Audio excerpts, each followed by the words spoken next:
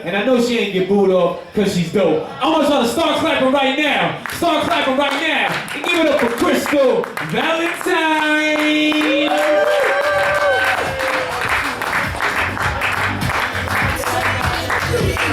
There you go.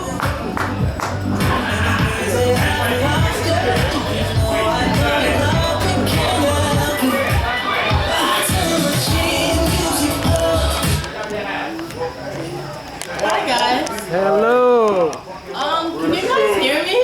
Yeah. Okay. Turn up the mic a Can little. I possibly ask maybe the people at the bar to quiet down just a tiny bit? Thank you guys so much. So, I usually like to start my features off with this one poem. I was told one time that I write too many black poems, so I wrote a response to that. In response to the friends who say I write too many black poems. A man, woman, child died today, yesterday, tomorrow. They look just like me. I still call their names. These black poems are how I put flowers on their graves. It is a slow burn when your own people mistake your love for anger, mistake your self-preservation for a cliche. Yeah. Thank you guys. So this is going to be the theme for tonight. I'm a black queer woman, so I'll be doing black queer poems. Take it or leave it. We'll take it. Go. Do you? Do you? So I have a question. Who watches the news? Sometimes. Sometimes? Sometimes. I personally hate watching the news because I feel like I hear this is not censored, right? No. Okay, so I feel like I hear the stupidest shit on the news all the time, right? I feel like they're just not very informative. They're just liars. So this woman on the news, this anchor woman, she was like, yeah, so Santa Claus is white and so is Jesus. And I'm just like, that's just incorrect. Because like you can like literally go into this history, well not our American history books, there are like history books that can like confirm that Jesus was indeed a person of color because he came from the Middle East where everyone was people of colors. Yes? Can you agree on that? Saint Nicholas was black too, by the way. Huh? Saint Nicholas was black too. He sure was. But I digress. So I wrote a poem about that. And the news reporter says Jesus is white. She says it with a smile on her face. Like it's the most obvious thing in the world. So sure of herself, of her privilege, her ability to change history, rewrite bodies to make them look like her. She says it the same way politicians say racism no longer exists. The same way police officers call dead black boys thugs. The same way white gentrifiers call Brooklyn home. She says it with an American accent. Her voice doing that American thing, crawling out of her throat, reaching to clasp onto something that does not belong to her, and I laugh to myself. What makes a black man a black man? Is it a white woman's confirmation? Is it her head nod? Is it the way she's allowed to go on national television and autocorrect the Bible and God himself tell him who his son really was? What makes a black man a black man? Is it the way reporters retell their deaths like fairy tales? The way their skulls split across pavements? The way they cannot outrun a bullet? How can she say Jesus was a white man when he died the blackest way possible? With his hands up, with his mother watching, crying at his feet, her tears nothing more than gossip for the news reporters or prophets to document, with his body left to sour in the sun, with his human stripped from his black, remember that? how the whole world was saved by a black man, by a man so loved by God, you called him kin, called him black. Now ain't that suspicious? Ain't that newsworthy? Ain't that something worth being killed over? How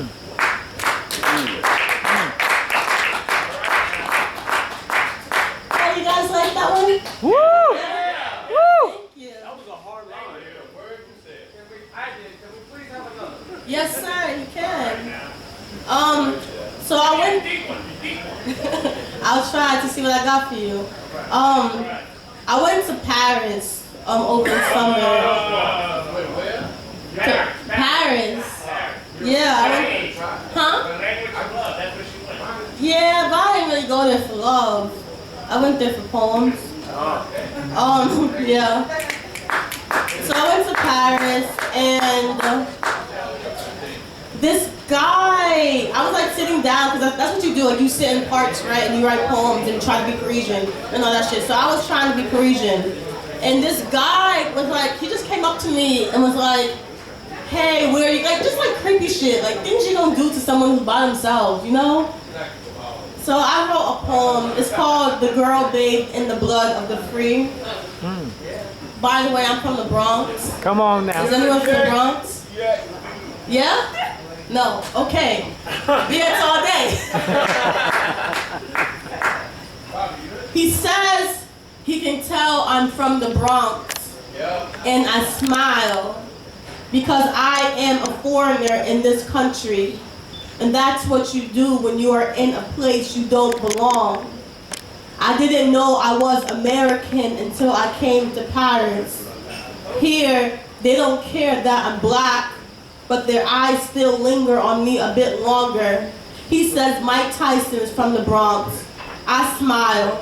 He says he's Russian, and I want to cock my neck, say, my country beat your country in a war and stole your name, and now you can't even remember the taste of your motherland's breast milk. But that's a childish thing to do, I know. A dangerous thing to say to a man who can spit in my face and call me a bitch. Or maybe that's just a foreigner thing. See, I'm so American, I can walk into another person's home and act like I built it.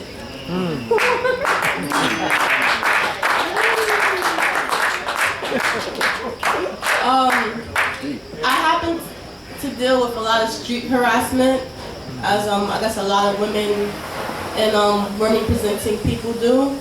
So I wrote this poem about that. Is that someone's birthday?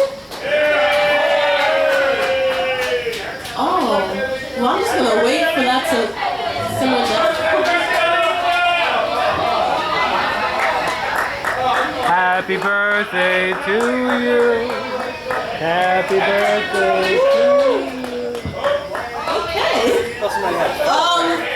Happy birthday. Happy birthday, happy birthday, happy birthday to you. Y'all ready? Yeah, we ready. I'm ready. Go ahead, please. Go ahead. Now, thank you for your poetry. Go ahead. And once again, a man tries to disrespect me, make a sex toy out of my body, mistake woman for she who swallows, for well, forgiver of everything that belongs to her. And once again, I have to step outside myself to teach these fools how to come correct. Teach, girl, teach. I know the thirst, know a parched throat when I see one, know a dry tongue when I see one. But what is a thirsty man to a tsunami? You come looking for a well, but I'll be an ocean. Don't you know I make a quick meal out of soft things? Don't you know I clean my plate? Carry your bones in my mouth?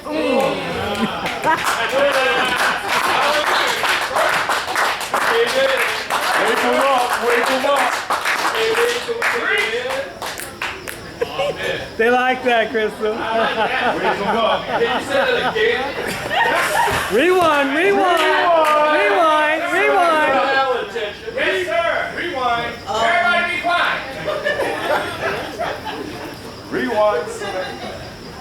Don't you know I make a quick meal out of soft things? Don't you know I clean my plate? Carry your bones in my mouth?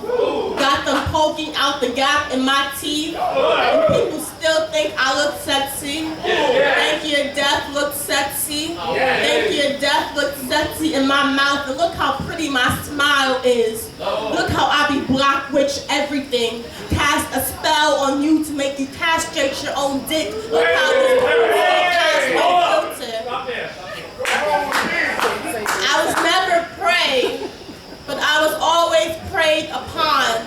I remember every comment, every touch that's tried to make a burning ocean out of this body, shame it to ashes, turn it into bowed head and bent knees, and you call me angry because you've only seen my teeth and never my tears, because I've given you a waterfall and you only asked to bathe in it, because when a black woman breaks, it only makes her a prettier victim, makes her easier for you to spread, makes her a bigger hole for you to enter. You call me angry, you men who get into bar fights over football games. You men who beat your wives when you don't fry the chicken right. You men who say I talk too loud, who said my mouth has no business looking like a shotgun. You do not know anger until you've seen an ocean wash up a body, spill blood and all. You do not know anger until you're 6 feet deep in every man's catcall, 5 million miles, making a mockery out of everything God gave me, asking for a sip of my holy when a man disrespects me.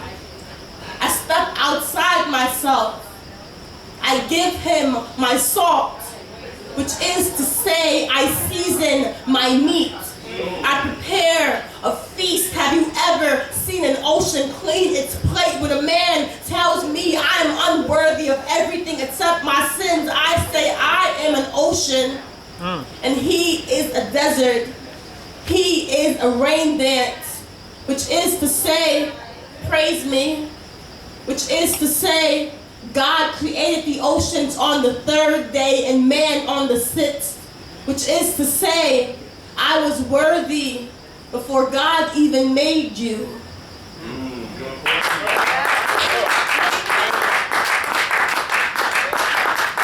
Am I good on time?